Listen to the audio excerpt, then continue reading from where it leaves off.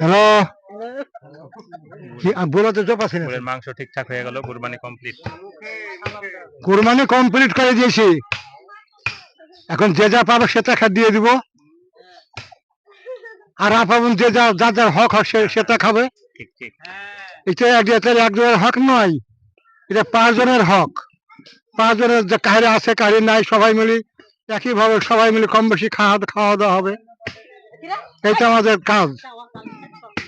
আর চামড়ার দামটা ধরেন একবারে বাদ, কাঙাল গরিব মাছকে বেঁচে হয়তো 200 250 টাকা দিত, সেটা আর হলো না। সব পানিতে কেউ ফেলে দিচ্ছে, কেউ পুঁতে দিচ্ছে, কি করবে? এখন লবণের দাম হলো আমাকে দিতে হবে, তো লবণ আমি কোথাও বা কিনতে দেবো? তো ফেলিয়ে দিব, লবণ আর কিনছি না, তাই তো? ঠিক আছে, হ্যাঁ।